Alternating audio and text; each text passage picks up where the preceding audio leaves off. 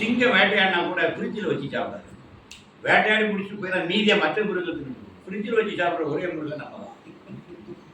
மற்ற விலங்குகள் வேட்டையாடினால் வேட்டையாடி திருப்பி போட்டு போயிடும் சார். அதை நான் மிச்சம் கிடக்கிறது நாய்க்கு, நரிக்கு, அந்த பிடந்தின்னி கழுகுக்கெல்லாம் கிடக்கு.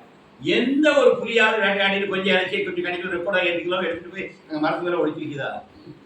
நம்ம கூட பழகின தோஷத்துனால காக்கா மட்டும் நம்ம கடலை காவாண்டிட்டு போய் வாழை இடையில சொல்லி நம்ம கூட பழகின டொமஸ்டிக் அனிமல்ஸை நம்மளை பார்த்துக்கிட்டு இருக்குது. இந்த திருட்டுத்தனமாக செய்கிறது காக்கா. நான் பார்த்துருக்கேன் எங்கள் ஊரில் அந்த காலத்தில் வாழை தோப்பில் போய் பார்த்தா அந்த வாழை இருக்குல்லன்னா நாங்கள் இந்த எங்கள் ஆதரவாடியில் நிலக்கடலை காய பண்ணுவோம். காக்கா அதை கொத்திட்டு போய் என்ன பண்ணும், தான் ரெண்டா தீயும், ரெண்டா என்ன பண்ணுவோம், அந்த வாழை இடையில தலை காய்கறி சொல்லி வச்சுக்கணும். அப்பப்போ பசிக்கும்போது போது எடுத்துக்கணும். ஸ்டாக் பண்ணி சாப்பிட்றத நம்மகிட்ட இருந்து காக்கா பிடிச்சிருக்கு. ஏன்னா அது நம்ம கூடயே தெரியறதுனால நம்ம குணம் அதுக்கு வந்துச்சு. ஆனால் இயற்கையில் காட்டுக்குள்ளே போய் பாருங்க, வேட்டையாடினா மிருகம் முடிஞ்சு போச்சு. அதனால தண்ணி முடிச்ச வாட்டில் மிச்சம் கிடக்கிறது மற்ற ஜீவராசிகளுக்கு உணவாகும். இப்படி தான் இயற்கை வச்சிருக்கு. மீண்டும் எப்போ வேட்டையாடும் சார்? பசி வரலைன்னா ஒரு புலிக்கு பக்கத்தில் ஒரு மான் படுத்தினா கூட பிடிக்காது. மனுஷன் தான் எப்பவும் மிருக மாட்டோம். மிருகம் வேட்டையாடும் போது மட்டும்தான் மிருகம், மீதி நேரம் அது சாகும்.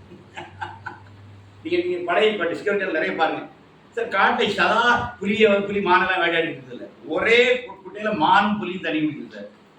புலிக்கு பசி வர்றது வேற. பசி வந்து சாப்பிடுங்கிற உணர்வு வரும்போது மட்டும்தான் அதை இறையா பார்க்கணும். மற்றபடி அதை சக உயிராக தான் பார்க்கணும். ரெண்டும் ஒரே குட்டையாக தனி முடியும். விசாரிச்சு பாருங்க, இதான் உண்மை. 24 மணி நேரமும் ஒரு மானை தாக்குங்கிற எண்ணத்தோடு தெரிகிற புலியை இறைவன் படைக்கவே இல்லை. அவரோட ஒரு விலங்கை படைக்கவே இல்லை. பாதி விலங்குகள் தற்காப்புக்காகத்தான் கத்துது, தற்காப்புக்காக தான் தாக்குது.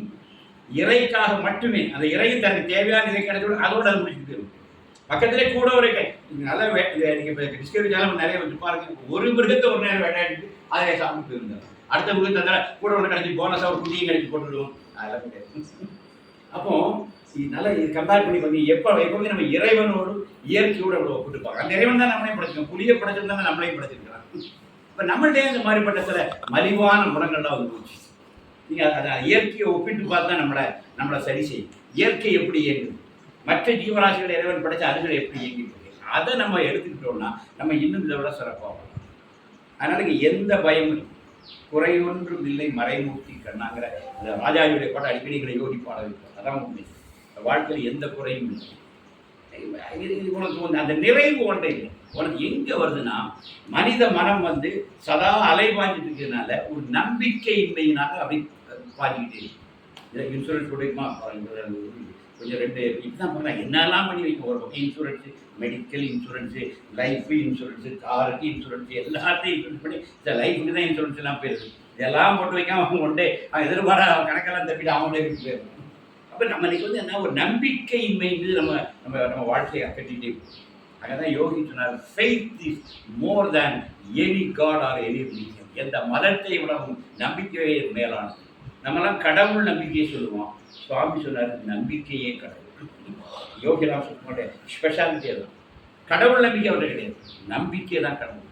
இது வேதத்துலேருந்து எடுக்கலாம். ஒரு பிறவி குருடன் வந்து அப்படியே ஏசால் காலம் விடுவான். அவருடைய ஷால் தான் அவன் அவனுக்கு கண்பார் வைக்கிறது.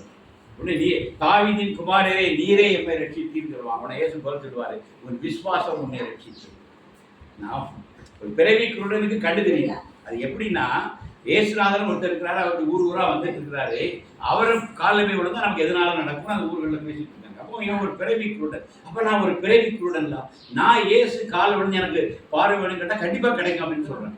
அப்போ ஒரு நாள் ஏசு இப்படி தாங்க வருவார். ஒரு ஏசு வருமா நான் அவர் காலை விழுந்து என் பார்வையை பெற்று சொல்லி இந்த குருடன் ரொம்ப நாளாக காத்துட்டு. அன்றைக்கு அவர் ஊருக்கு ஏசுநாதர் வந்துட்டார். வந்து கடந்து போயிட்டார். அவர் போனதுக்கு அப்புறம் தான் இவங்க செய்தி வந்து ஏசுநாதர் ஊர் வழியாக பார்த்து இவன் கூட்டத்தோடு அடிச்சு பிடிச்சி உடனே அவர் ஊரை விட்டு வெளியிட்டு இவன் கண்பாடு இல்லாதனால தட்ட முடலாக போல கடைசி என்னதான் கிடைச்சி இயேசுடைய அந்த ஷால் இருப்பாருங்க, அதை எட்டி பிடிச்சிட்டான். பிடிச்சா அது தொட்ட மறுகணமே இவனுக்கு கண்பாவை தெரியுது. பைபிள் கதை நம்பருமா நம்மளாவாங்க ஒரு விஷயம் இதில் இருக்கிற உண்மை எனக்கு மேலானது. அதை ஷால் பட்டவுடனே அவன் கண்பாவை கிடைக்குது. அந்த சொல்றான், தாவீதின் குமாரே நீரே எம்மை ரட்சித்தீர். இல்லை, ஒரு விசுவாசம் உன்னை ரட்சித்தது. அவர் சொன்னார், நான் ஒன்றும் பண்ணலடா, இயேசுநாதருடைய காலில் விழுந்தால் எல்லாம் பறிக்குங்கிறவன் நம்பிக்கை இருக்கு பார்த்து, அந்த நம்பிக்கையை தான் அவனை வென்றது. இதுதான் யோகி. எல்லா ஞானிகளும் ஒரே குரலில் நான் பேசுகிறேன். மதம் மனிதனுக்கு தான், கடவுளுக்கு மதம் கிடையாது. மதம் மனிதனுக்கு மட்டும்தான், கடவுளுக்கு மதமே கிடையாது. மதங்களுக்கு அப்பாற்பட்டவர் தான் கடவுள். கடவுள் அதான் அவரு. அப்போ அங்க என்னதான் வருது? நம்பிக்கை தான். நம்பிக்கை மலைகளை அசைக்க வைக்கும் பைபிள் ஒரு வாசகம். மலைகளை யோகி இதே மவுண்டன்ஸ் கேன் மூவ். நம்பிக்கையாளர்கள் மலைகளை கூட அசைக்கலாம் அப்படின்னு இருக்கு. நம்பிக்கைக்கு அவ்வளவு பெரிய வெயிட் எல்லாரும். அதனால கடவுள் நம்பிக்கை நம்ம சேர்த்து சொல்லிக்கணும். நம்பிக்கை தான். இப்ப நமக்கு என்ன செய்யணும்? இந்த உடம்பை சரி செய்கின்ற ஆட்களை இறைவன் உள்ளே வைத்தான் என்னை பிறப்பித்திருக்கிறார். எனவே என் உடலுக்கு எந்த மருந்தும் தேவையில்லை என்கிற ஒரு திடமான நம்பிக்கை கொண்டிருந்தா ஒரு நோய் உங்களுக்கு வராது. 3 நாள் தான் எந்த நோயும் வராது. பட்னி கிடக்கும் சார், ஓய்வு எடுக்கணும், அவ்வளோதான் விஷயம். இயற்கை ரெண்டு இருக்கு. உனக்கு உடம்புக்கு முடியலனாலே உனக்கு வந்து சோறு வந்து உணவு ஏற்காது. அதுக்கப்புறம் தம்பு கட்டக்கூடாது. உணவு ஏற்காது அப்படின்னு கொஞ்சம் வெந்நீரை காய்ச்சி குடிக்கணும், அவ்வளோதான். ஒரு 3 நாள் ஓய்வு எடுக்க. இப்போ தெரியுமா, நம்ம ஜலதோஷம் இருமல் வந்தால் 3 நாளில் போயிடும். நீங்கள் மருந்து சாப்பிட்டா 3 டேஸில் இருக்கும், அவ்வளோதான் விஷயம். ஆனால் நம்ம மருந்து சாப்பிட்டே நீங்கள் மருந்தே சாப்பிடாம இருந்தால் 3 நாளில் போயிடும். மருந்து சாப்பிட்டீங்கன்னா 3 டேஸில் கண்டிப்பாக. இதெல்லாம் விஷயம் வேற ஒன்றும் இல்லை. இது சைக்காலஜி தான். நான் மாத்திரை போட்டேன், நம்ம கிளம்பியில எனக்கு 2 ஊசி போட்டார்ல. 1 ஊசி போட்டால் நல்ல டாக்டர் இல்லை, 2 ஊசி போடணும். 2 ஊசி போட்டால் தான் நல்ல டாக்டர். நம்ம முக்கியமான புரிதல் எப்படி இருக்கு பாருங்க. 2 ஊசி போட்டார்ல, இது சரியாயிட்டலாம். அப்போ அந்த சரியான விஷயம் இல்லை. 2 ஊசி போட்டால் சரியாகுங்கிற என் பாட்டியினுடைய நம்பிக்கை தான்.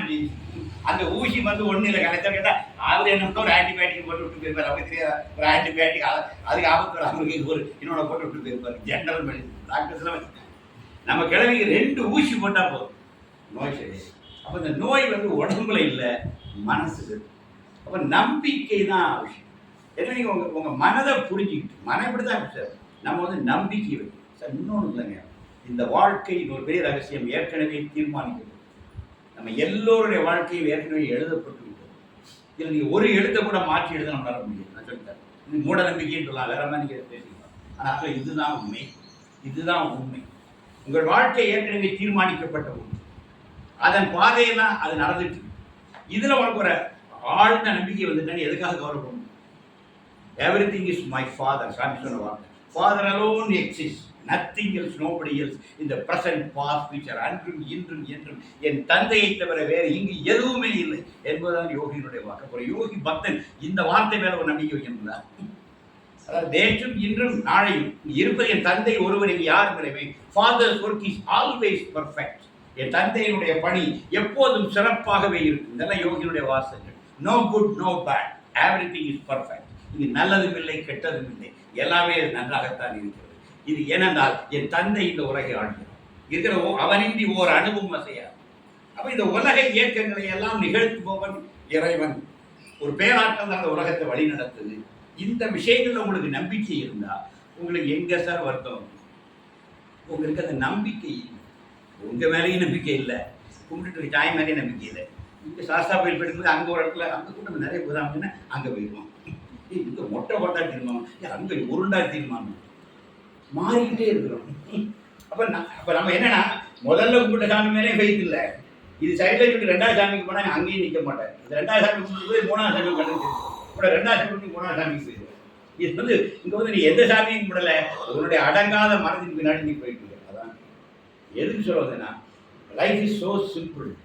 வாழ்க்கை ரொம்ப எளிமையாக தரும். இந்த உலகில் பிறந்த இந்த இவ்வளவு ஜீவராசி நீ நினைச்சிருக்கீங்க, நீங்கள் மட்டும் தான் உலகத்தை இந்த பூமியோட திரும்பி பாருங்க, எத்தனை ஆயிரம் கோடி ஜீவன்கள் இருக்கு. இந்த மரம் மட்டும் எவ்வளவு ஜீவராசி புரிஞ்சு பாருங்க. ஒரு மழை வந்தோன்னு பாருங்க, தொடக்கம் ஒரு மழை வந்துன்னா எவ்வளவு ஈசல்கள் பறக்கு. இத்தனை லட்சம் ஈசல் எங்க சார்? ஒரு ஊருக்குள்ளே 10,000 உலகம் முழுக்க போற எவ்வளவு ஈசல் தோணும். இப்போ இவ்வளவு இதனுடைய கருக்கள் இந்த பூமிக்குள்ள இந்த மண்ணுக்குள்ள இருக்கு. இவ்வளவு ஜீவராசிகள் வந்தமாக இறைவன் படைத்து உழவு வச்சிருக்கிறார். இதில் ஒருத்தர் மனுஷன், இதில் ஒரே ஒரு ஜீவராசி தான் மனிதன். எண்ணிக்கையில் பார்த்தா நம்ம வந்து 1% இருக்கல. மொத்த ஜீவராசிகளுடைய எண்ணிக்கையை எடுத்து மனிதன் எடுத்தாக்க நீங்க 1% கூட இருக்க மாட்டேங்குது. 99% அந்த ஜீவராசிகளுக்கு சொந்தமான உலகம் தான் அந்த உலகம். அதுக்குள்ள நம்மளும் இருக்கும், அவ்வளவுதான்.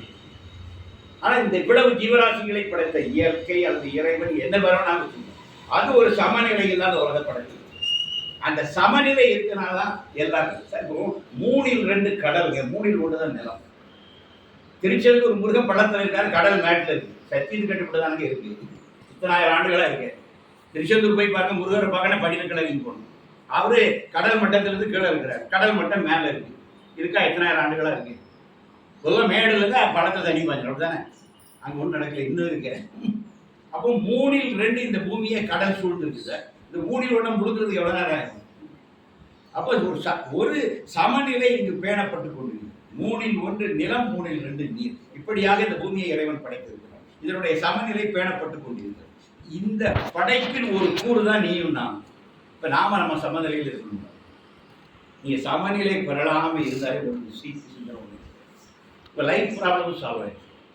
Problems are within your mind only.